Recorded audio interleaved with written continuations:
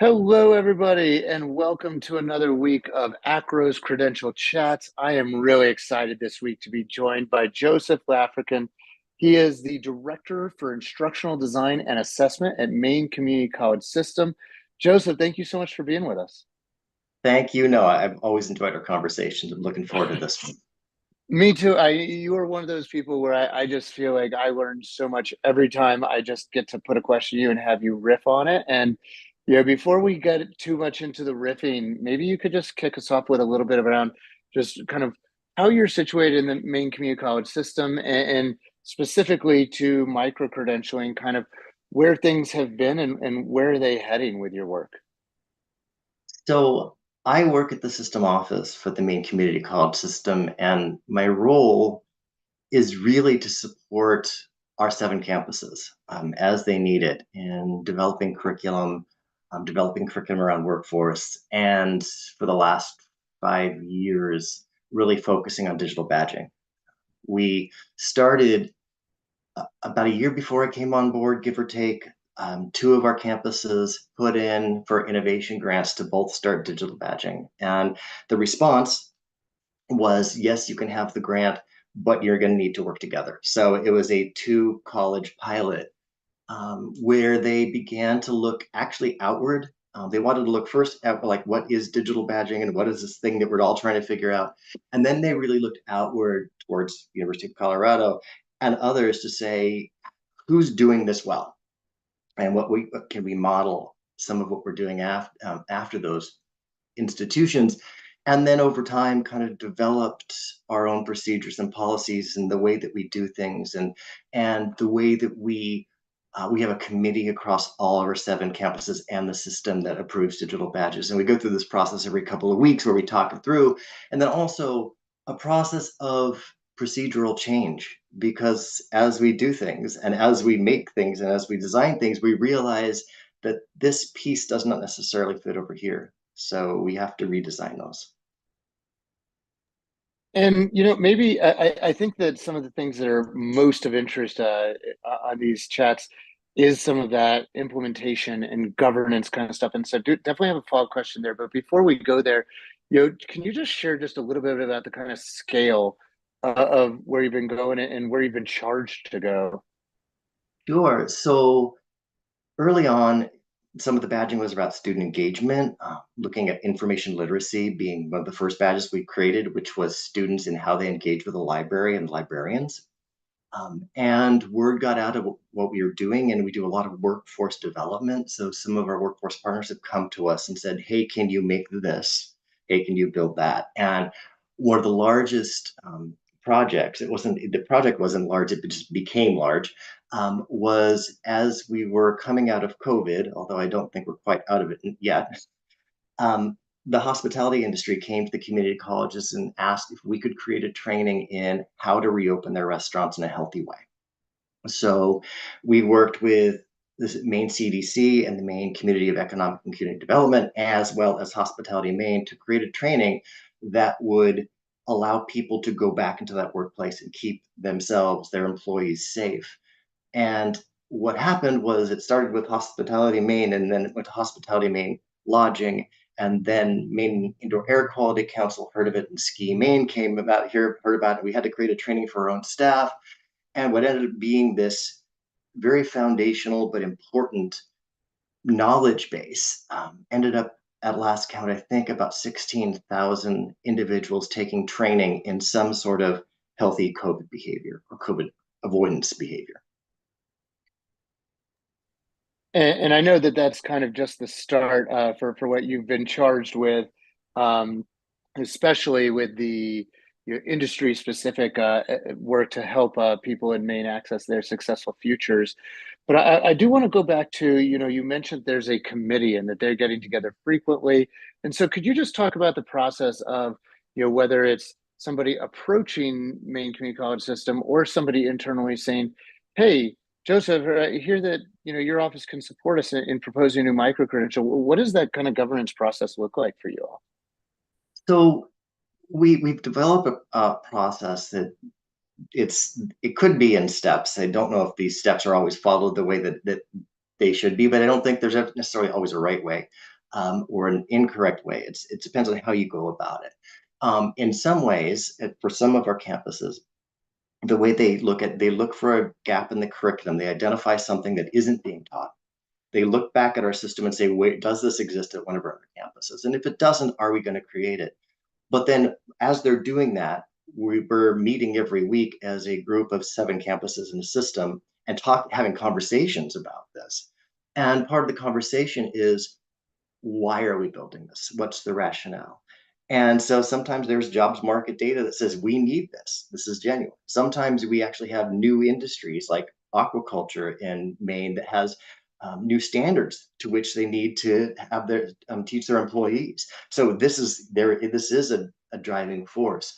So we go through this process of acknowledging why we want to build it, and we work with subject matter experts to find out what the learning outcomes should be. And then we go through another process after the entire thing is created that we make sure there's an alignment between the learning outcomes, the curriculum, the assessments. And I think that a lot of ACRAO members who might be watching this are going to be really excited to see, okay, here's a really intentional approach.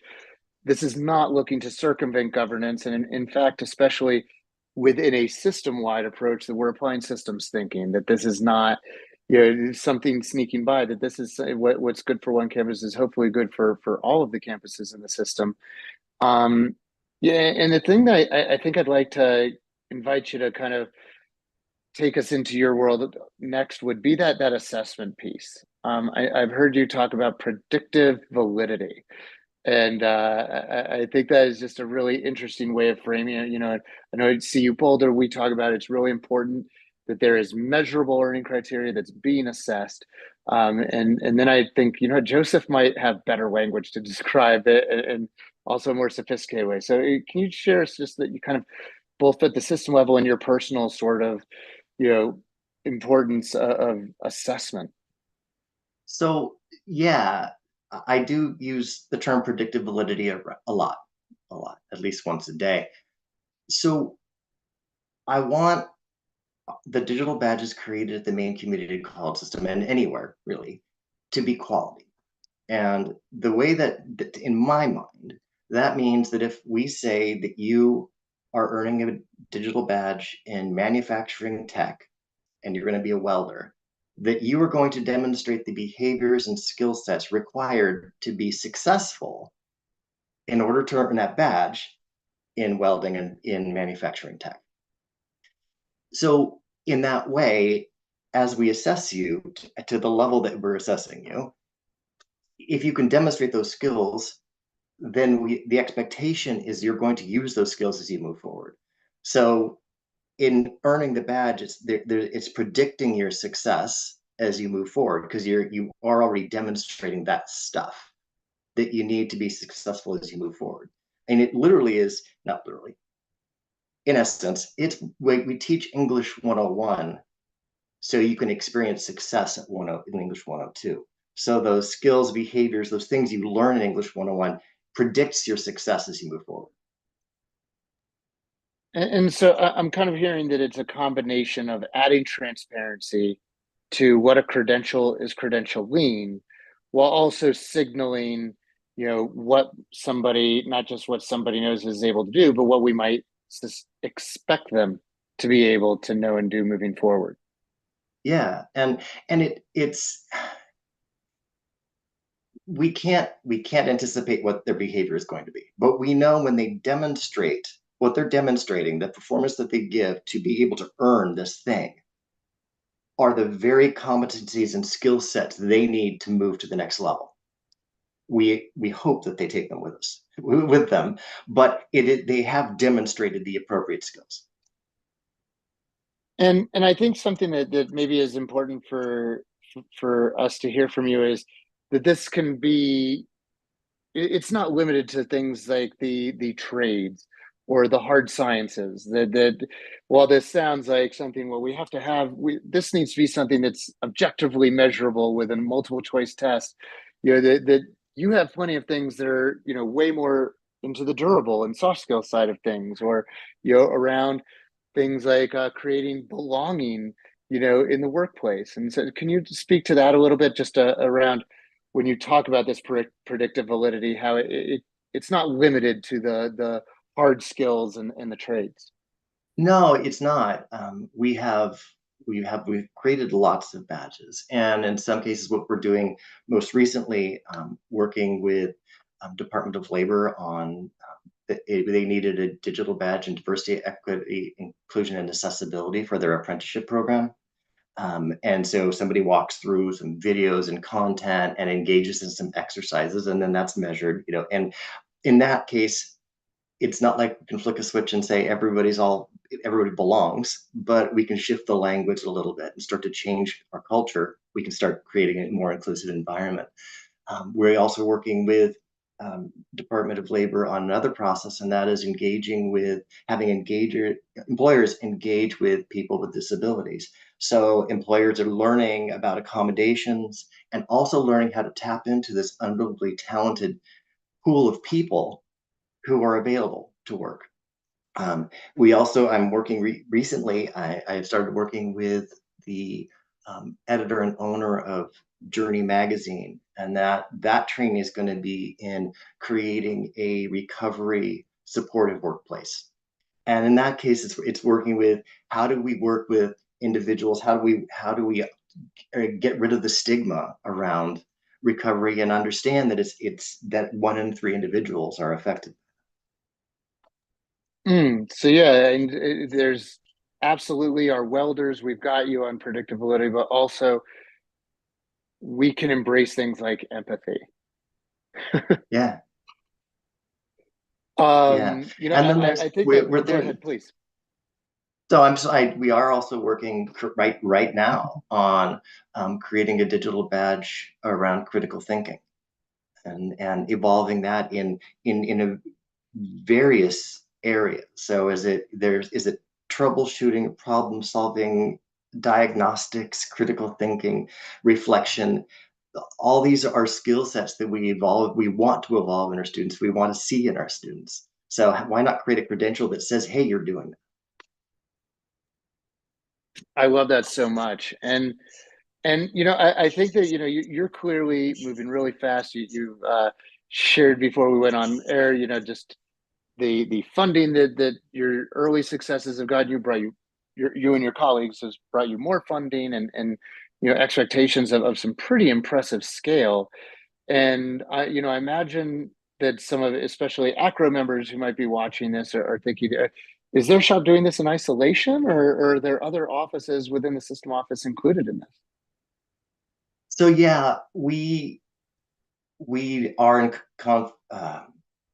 conversation with all kinds of departments within our institutions, and we also want to acknowledge that we're creating content and we're already serving X number of students, and now we're bringing workforce training in, and now we're doing digital badges that might be for academics and it might be for a workforce, and I think as we start to create more and more credentials, we need to be cognizant of the ripple effect of doing that.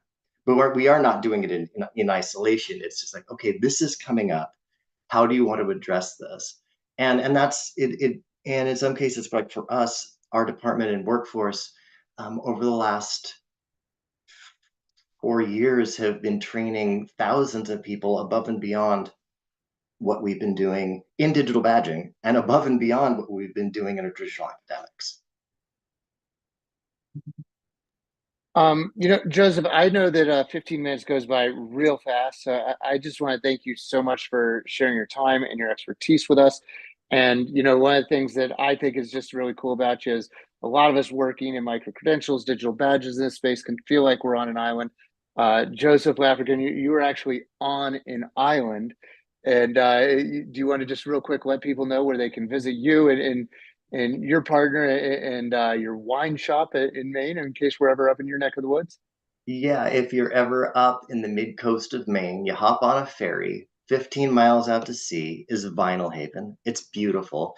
And there's a terrific little wine shop called Island Spirits, and we will welcome you there. Well, thank you very much, Joseph. And thank you to everybody who joined us this week and every week. Have a badge worthy week, and we'll see you next week, everybody. Bye bye.